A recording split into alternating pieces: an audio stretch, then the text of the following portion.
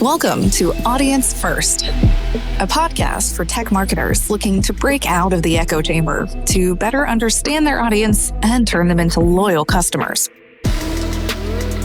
Every week, Danny Wolf has brutally honest conversations with busy tech buyers about what really motivates them. You owe it to the world to unmute your mic. Are you ready? Welcome back to another episode of Audience First. As always, we have a very special guest with us today. We have Jay Jay Davey. Did I pronounce your last name right? Yeah, you did. Very good job. Oh, right on. See, when you read it on LinkedIn, it could go so many ways. I am terrible at pronunciation. I am awful. Welcome to the show, JJ. Super thrilled to have you here. I've been following you for a while now. And it's going to be a blast to get to know a little bit more about you. So tell me a little bit about yourself. Who are you? What do you do? And why the hell do you do it? So who am I? That's a really good question. I wish I could type it in a terminal and it tells me who I am myself, but I'm not exactly a terminal. So I am Jay Jay Davey. I've been in cybersecurity now for roughly about 6 years, 5 or 6 years. Technology as a whole, probably altogether around 11 years. Started off in the armed forces doing communication. Really didn't like it because I know this sounds very, very strange, but the armed forces wasn't a challenge. I didn't feel like I was getting challenged, and I wanted that kind of mental challenge. So I left and went on to Civilian Street to find more challenges. I didn't even know security existed at that stage. I just found a service desk role because IT was all I knew. Hated it, absolutely hated it. Left there and found a security operations role. And I didn't even, at that point, I didn't even know it was in cybersecurity. I just thought it was another IT role. And I was like thrusted into this world of cybersecurity, and it was trial by fire. 5 years later, here I am today. Some people consider me a leader in security operations. To myself, I'm still one of these people. I'm still learning every single day. Every single day, I realize how little I don't know. And that's the kind of beauty of the industry. I love that. I can totally relate to that. That's why I love this industry, is that there is a passion among the practitioners and the business leaders alike to learn. They're curious. Yeah. I love it. So, JJ, what do you hate most about the industry? Oh, God, how long have we got? So I think one of the things that kind of grinds me down a little bit, and a lot of people think this is a controversial statement, and it is controversial to some aspect, but there's some reasoning behind it. There's a truth, there's a method to the madness, is a lot of people are expecting lots of entry-level roles in cybersecurity. Now, cybersecurity, to me, is quite an advanced technical field. So looking for businesses that are going to be hiring at that entry level is incredibly difficult. And it is quite a big ask of businesses to open their arms to say, right, we're going to let people have this responsibility, which could potentially cause more impact. Somebody that has to manage risk, that has no experience, and we want them to be able to do it. It's like, well, for one, that's quite challenging for businesses to get to that stage. They need to be able to sacrifice the resources to train that person, and that could potentially take more resources away from the business. So that hiring manager may need to step away from their duties to train people up, and that becomes quite cost intensive for businesses. So a lot of people are crying out for entry-level roles, and for me, it's like, well, why don't we change the narrative a little bit? Instead of crying for these entry-level roles, why don't we say, hey, how do we bring ourselves up to the level which is being asked for more commonly? Why don't we focus on that instead of dragging the kind of barriers down to a lower level, which overall drags the quality down of people because people aim for a lower level? Why don't we strive to meet that requirement? So for me, I'm one of these old-fashioned people where I say, well, let's meet them. Let's not say meet in the middle. Let's go meet them. Let's improve ourselves as much as we possibly can to fulfill their requirements, instead of crying for entry-level roles when really, even in this economic climate, it's incredibly difficult for any department or any function to have an entry-level role. Even accounting, they want people that can go in to do accounts straight away. They don't want people to learn on the job. They want people to be able to go there and perform their role, they want to make sure that that investment in that person is going to pay off straight away. They want to be able to see that return on investment. They want to see that work happening. What they don't want to do is essentially become an academy.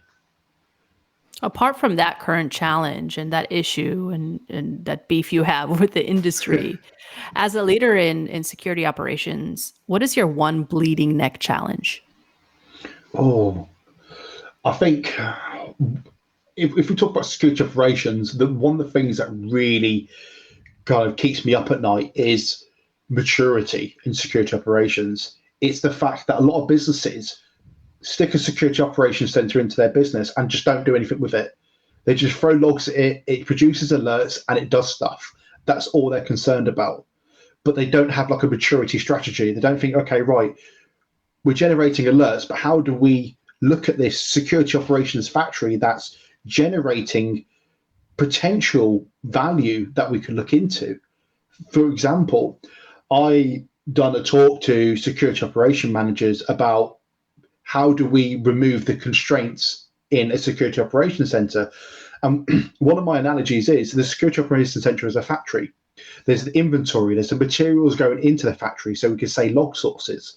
And then there's the throughput, the processes, the SIM, they're correlating the data, producing the alerts, and then the output, which is the product, which is the incidents, the alerts.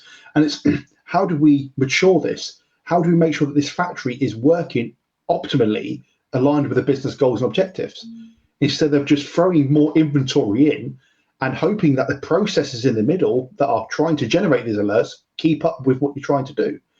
So maturity is one of these things that I think that the industry is struggling to grasp. What does maturity look like? How do we approach maturity? Why do we need maturity? For me, security operations is a function in itself that needs its own strategy. As a SOC leader, what's the ultimate goal that you're trying to achieve? I think the ultimate goal for me, and this is a bit of a pipe dream, so I do sound a little bit crazy when I say this, but a security operations center that integrates with almost all business functions in some way, shape, or form, that provides value to all business functions, whether it be through helping them with visibility, helping them with challenges, helping them do things safely, whatever it may be. I think there's some way that we can integrate with different parts of the business. Take me back to the day when you first decided to evaluate a new tool or solution to gain that visibility and have that integration and have all the processes working, like a well-oiled machine. Tell me what happened. So one of the first things that I do is I don't look at the tool itself. I look at the problem. What are we trying to achieve here? How big is the nail? And how big does the hammer have to be? And what's the wood that we're trying to hammer the nail into? I try to look at the problem. What are we trying to solve? So I look at a threat model. I understand, okay, right, we want visibility, we want ability to do detection and analysis. We want to identify threats. So first of all, threat model. What's our critical assets? What's our crown jewels? If it went down tomorrow, would it stop the business? That's what we need to protect. We need to protect what generates value in the business. So we understand what needs protecting. We put that in a wrapper and say, right, this is our crown jewels. Now we need to start understanding what is the threat to these crown jewels. Is it malware? Is it hackers? Insider threats? Is it floods? Is it storms? Is it tornadoes? We need to start putting all these things into this bracket of a threat. And then we need to look at, okay, right, that's our threat model. And now we need to ask ourselves the question, how would they appear? Where would they materialize? How would these attacks come to fruition? Once we start to theoretically go through those scenarios, we understand where we may need to put our eyes and ears. So then we can say, right, okay, now that critical web application server is sitting there. We may need to ingest the web application firewall logs and the web app logs. And this is our detection use cases. This is what we're trying to detect. Instead of the age-old, let's just ingest everything and then we'll worry about it later. I think we need to go all the way back, not worry about the tool. I mean, we can talk about the tool later on, but we need to talk about what we're trying to achieve. Why is this discussion even in existence?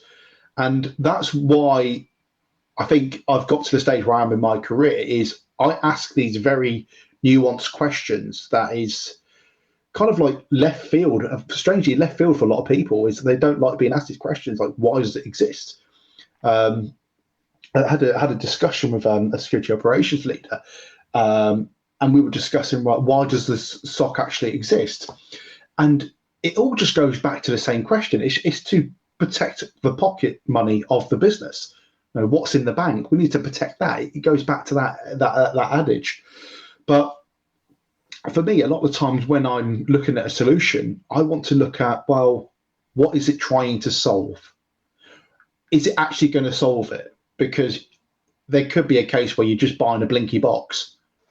So you're defining the objective, which is then going to define the strategy of how you could potentially use that tool. Why? Okay, I'm going to try and figure out how to frame this question in the context of the journey, right? You went back to that day when you decided to first evaluate a solution. You went through the questions of why. Why didn't you ask those questions and evaluate that solution sooner? Like, what changed in your experience or in your journey that you decided now is a good time to get that visibility and get those integrations and make sure that the tool is functioning to provide value to the business? So I joined a SOC, and it was on fire. And there was lots of problems, lots of bottlenecks, lots of constraints. And for me, I was playing whack-a-mole with the problems. I was finding a problem and I was finding a micro solution to that problem. But when I stepped back, I realized, hang on, these problems are because of a bigger issue. There's a downstream issue that's causing these problems to arise. And I was trying to wrap my head around it. I was just like, well, what is it? What is it? I was talking to people. I was picking up on the phone to different leaders, and I was just trying to wrap my head around it. And then I came across this book called The Goal, which is a book about business improvement. And I was just listening to it, and I thought it's a top book in business management. I thought, I'm just going to listen to it, and it blew my mind. And I was just like, I'm looking in the wrong place. That the problem isn't a technical problem. It's never been a technical problem. This tech is here to solve problems. It's not here to create problems. So it's like, where do these problems come from? And it's the people. It's the people that implement it. And it's the people that don't ask the right questions when we implement it. So my mind was just blown wide open. So I was just like, right, I need to look at this problem from a completely different angle. So I started looking at, well, how do we mature the SOC beyond just technology? How do we look at people? How do we look at processes? How do we ensure that the technology that's being fed into the business goes through the right people and the right processes to ensure that it's integrated in a way that we get the benefits? Because there's no point spending all this money, 200 grand a year on a tool that you only use 20% of the capability of. When you put this tool in, so for me, automation is akin to a machine in a factory. You put it in there to increase the throughput of a particular process or function. So if you're going to put a piece of technology in there, that should do the same thing. It shouldn't become the bottleneck. 100%. Take me through the journey that you took, to acquire that tool or evaluate that tool first before acquiring. What did you do and kind of what were you thinking about? So if we take, for example, in a scenario for a tool, let's just take this SIM, for example. One of the things I'd look for is, because all the SIMs pretty much do the same thing. So when it comes down to picking a tool, you'd be evaluating costs at that point because you all do the same thing. But one of the things that I like to do is think, okay, right, what have we currently got? Okay, what are we currently working with? What's generating logs? Have we got Palo Altos? Have we got Fortinet firewalls? Have we got database servers? Have we got Azure AD? Have we got AWS? Let's do an inventory. What do we need to look at? Going back to that crown jewels, that threat model. What do we need to monitor? And then I look at, okay, which tools can integrate with what we have better? Because what I don't want to do is buy a tool and start building my own API integrations all day long, because one, that's going to be terrible because I built it, and two, it's going to have a lot of maintenance because I built it. So I want something that's going to integrate nicely. So I'll start looking there. I'll get a bit nuanced with that. I want to know, can I get nice integrations? Can I get good dashboards? Can I get good visibility for it? Can I do automation that can streamline? Can I build workbooks that will help me automate particular analytics? I would look at things like that. And that for me is a big decision factor when it comes to tooling nowadays, because tooling for me is a pain point, but the market is so saturated with tooling, they all do the same thing. So it's always down to the business now to ask the right questions to find their shoe size when it comes to a particular piece of tooling. Mm-hmm. Where do you spend most of your time when you're trying to make a buying decision? That's personally, I spend most of my time trying to figure out how is it going to fit in. So I think I spend most of my personal time looking at, right, is this tool actually suitable? We have these 5 different tools here. We've got these 5 RFPs in front of us. Which one is going to fulfill our use cases as much as possible? So I think a lot of the time is actually through use case generation. What is our problem? What we're trying to solve? What's our crown jewels? What we're trying to protect? Right. What do we need to automate? What's our problems? What's the processes and what's the pains that we're trying to solve? And then translating that to, can this tool do it? Yes or no? Are there any channels or resources that help you, help tip the decision over to a positive one? This is actually going to sound really, really left field now, but I've actually got quite a lot of buying advice from Discord. There's quite a lot of Discord channels where people, they chat about products. There's other people that's used it as well, so you can get their opinion on it as well. Mm-hmm. A long time ago, when I was at a cruise company, they were going through a buying decision of a very popular tool. Not going to name the vendor, but they're going through a very popular tool, and it was marketed to be the next generation AI, fancy dashboard, cyber attack maps. It is the be all end all of tools. And I just put on this group. I was like, has anyone used this tool before? And about 10 minutes later, this guy popped up. First line, absolutely terrible. Don't use it. It took my network engineers so many hours to try and integrate it and try and install it properly on the network. And I was just like, okay. So I jumped on a call with them, and then we ended up having a bit of a group chat. There's a few of us jumping in. I was telling them why we're going to look into it, and they said, no, try this tool instead. This is what you're looking for. So I actually get quite a lot of advice from Discord, and that's where I actually get quite a lot of security advice now is from colleagues on Discord. Nice. Are there any, right now, given the market, the cybersecurity market right now in the industry, are there any differences or anomalies occurring and happening that, vendors could take advantage of to stand out in your eyes? I think the biggest one is at the people perspective is vendors need to start building relationships instead of looking at these lead filters or lead generation. They need to start integrating with the community a bit more, and they need to start learning from the people on the ground, just building communities essentially, because those communities are going to be filled with potential leaders of the future.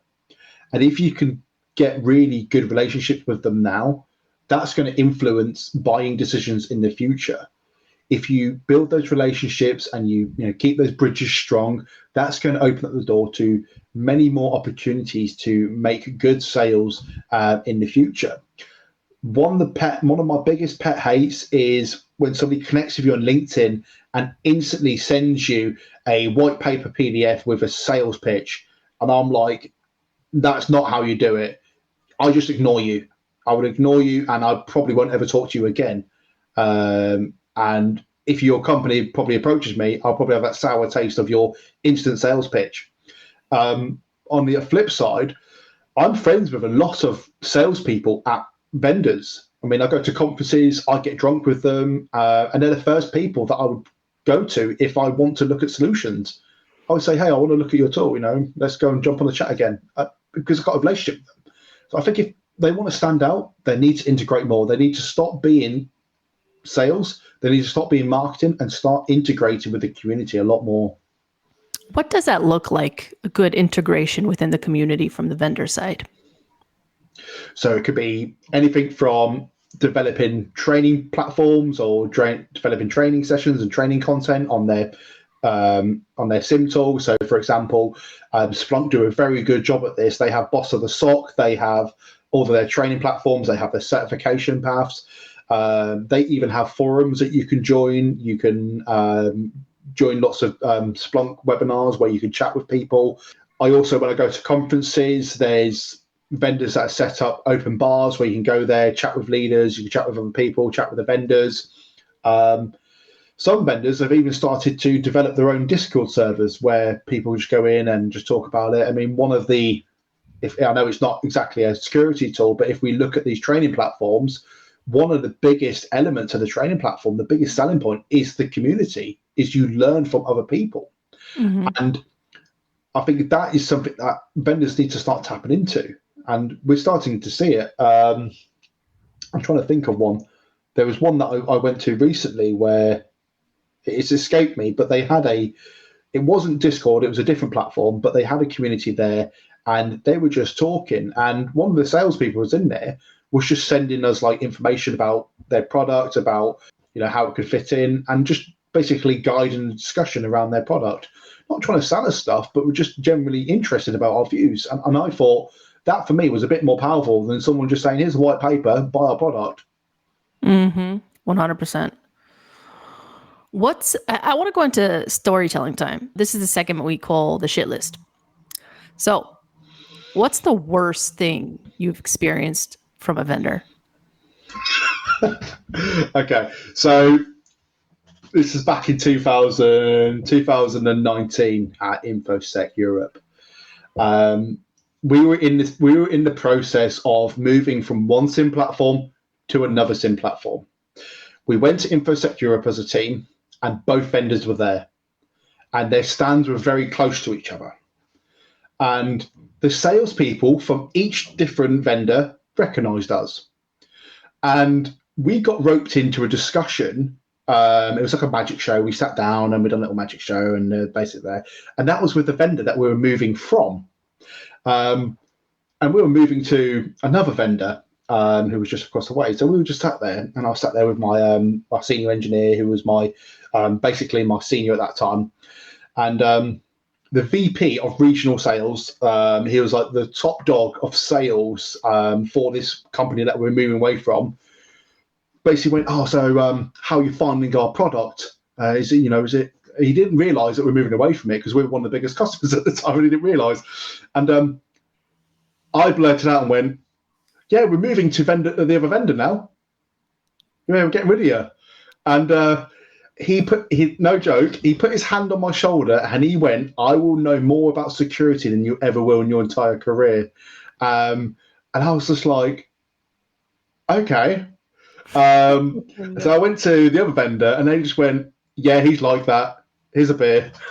Oh my goodness. No. Okay. So let's flip it on its head. What would have been the alternative in that kind of a blip of an experience?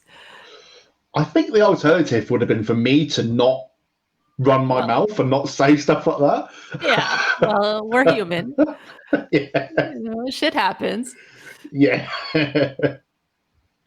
Okay. Yeah. Well, I mean, don't one up the buyer. All right, let's get in some good experiences. What's one thing a vendor has done that has made you feel good? Like what worked for you? I think one of the things that a vendor done to make me feel good, and for me, I'm really heavy on the people connection. Was and this is a funny story as well. Is we kind of in a pub, and there's a big pole in the middle, and we're incredibly drunk, and we're having a good time. And me and this salesperson basically become pole dancers for about 15, 20 minutes before we were both told by security that we're not to do that because of the structural integrity of the building might be compromised. And we became really good friends after that. And for me, we just had fun. There's no work talk, no security. We just had fun.